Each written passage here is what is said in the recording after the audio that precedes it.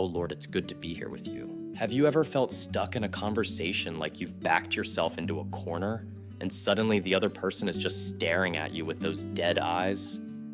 Yeah, I used to create those moments constantly, and I had no idea I was the problem. Let me tell you about the night I murdered a conversation in cold blood. I was at this party, right? And I started talking to this girl who seemed really cool. She mentioned she hadn't slept well the night before. Just casual small talk stuff. And what did my genius brain decide to do? I said, "Oh, you think that's bad?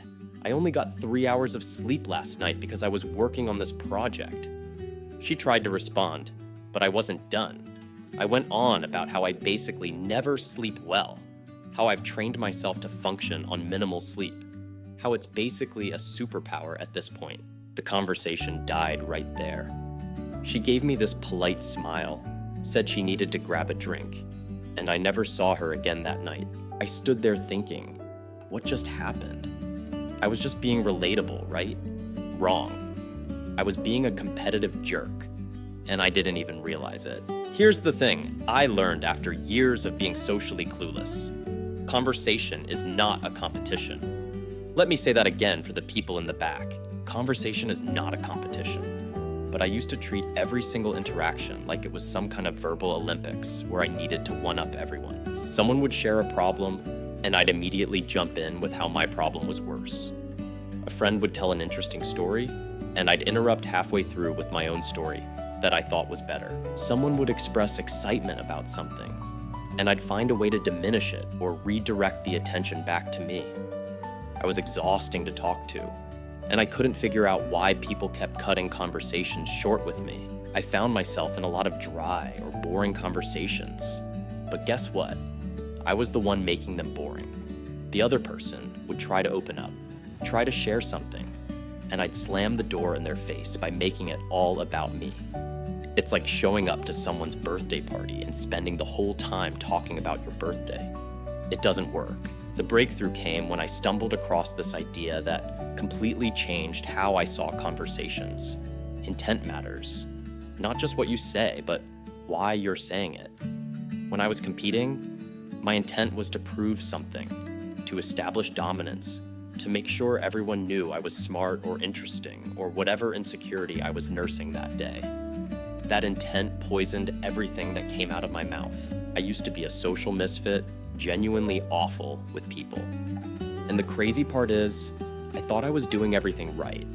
I was talking, I was engaged, I was sharing, but I was doing it all with the wrong attitude. My conversations were like trying to build a friendship with a wrecking ball. Let me make an important note here. A lot of conversation mistakes just come from the attitude that you have going into the interaction. You can memorize 100 conversation tips and still bomb if your underlying approach is to compete, to perform, or to prove yourself.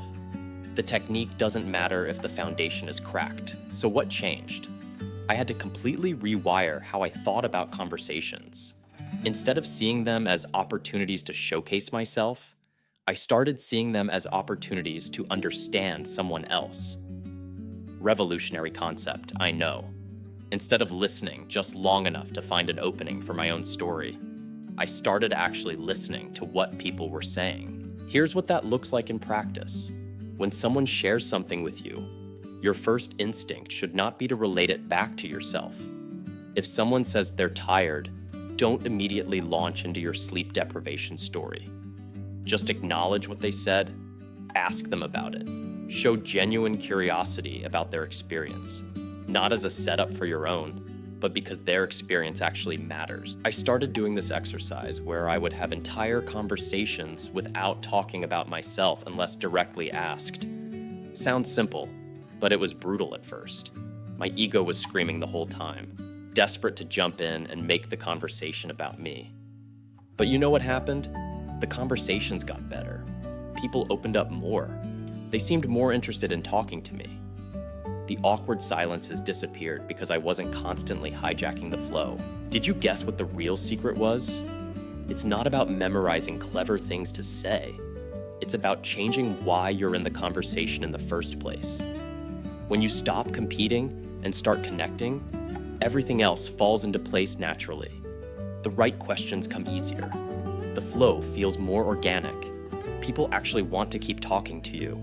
This shift from competition to connection is the foundation everything else builds on. Without it, you're just polishing a broken tool. With it, even your mistakes become recoverable because people can sense you're genuinely trying to connect with them, not just waiting for your turn to talk. Don't stress about it, that's all right. We're all in this together. I spent years being that conversation killer, and if I can change, trust me, anyone can. The first step is just recognizing when you're competing instead of connecting. Once you see it, you can't unsee it. And that awareness alone will start shifting how you show up in conversations. Imagine this. You're talking to someone and all of a sudden you notice the conversation changes. It gets shallow, it gets boring, and you're both just kind of going through the motions, waiting for an excuse to leave. I lived in that space for years, and I finally figured out why. Let me tell you about the worst date I ever had. We met at this coffee shop, and within the first 5 minutes, I asked her what she did for work. Standard question, right? She said she was a graphic designer. I said, "Oh, that's cool." And then we just sat there. Awkward silence number 1. So I panicked and asked where she was from. She answered. Another silence. I asked about her hobbies. She gave a short answer. More silence. By the end of that date, which felt like 14 and a half hours but was probably 40 minutes, I had basically interrogated this poor woman with a checklist of boring questions and learned absolutely nothing real about her.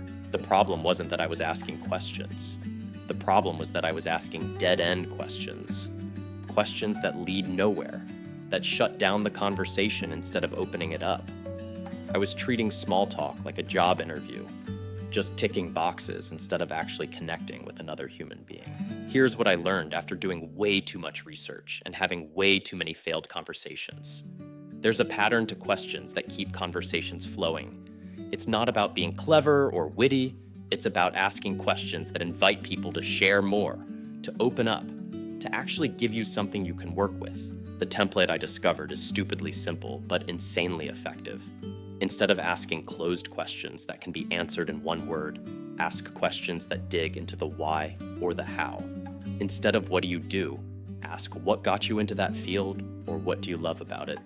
Instead of where are you from, ask what was it like growing up there or what do you miss most about it.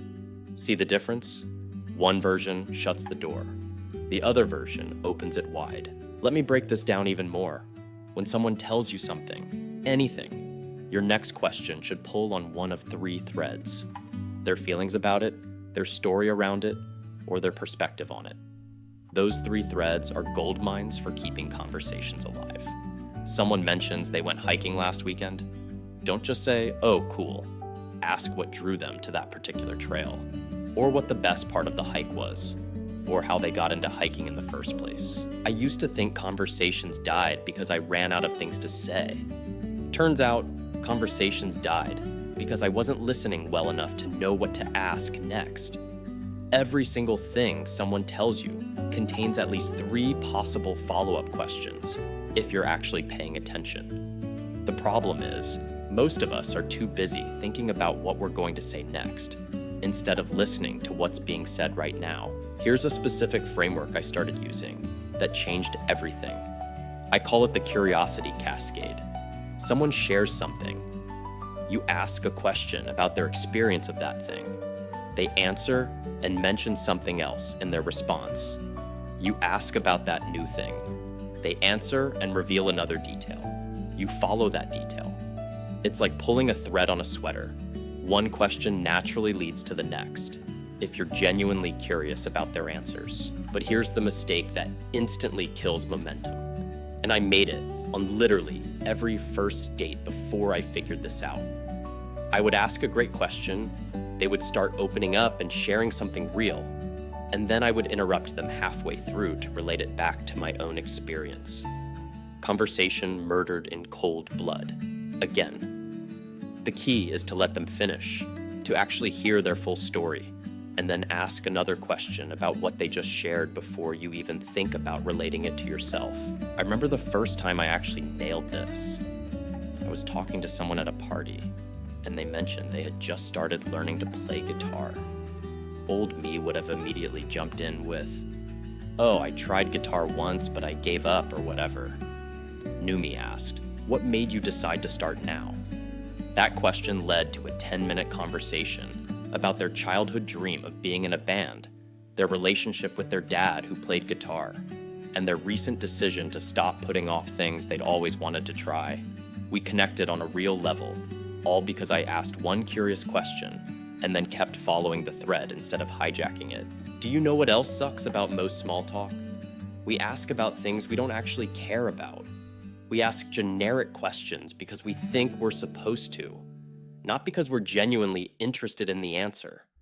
That fakeness comes through, and people can feel it. We're hardwired to really hate fake people. So here's the fix. Only ask questions you actually want to know the answer to. If you're not curious about their job, don't ask about their job. Ask about something you genuinely want to understand about them. The real magic happens when you combine genuine curiosity with these open-ended question patterns. You're not performing, you're not checking boxes, you're actually trying to understand another person. And when people feel like you're genuinely interested in understanding them, they open up, they share more. The conversation flows naturally instead of feeling like pulling teeth. One more thing, silence is not the enemy. I used to panic at the first sign of a pause and immediately fill it with another question or random comment. But sometimes people need a second to think, to process, to figure out how to articulate what they want to say. Give them that space. A comfortable pause is way better than a forced question that derails the whole flow. So here's your homework, and I'm serious about this. I want you to pause this video, not now, but once I've finished this sentence, and think of 3 topics you're genuinely curious about when meeting new people. Not the standard boring questions everyone asks, but things you actually want to understand about how other people experience life. Got them? Good. Those are your conversation starters. Build your questions around those genuine curiosities. Follow the threads people give you, and watch how much easier conversations become.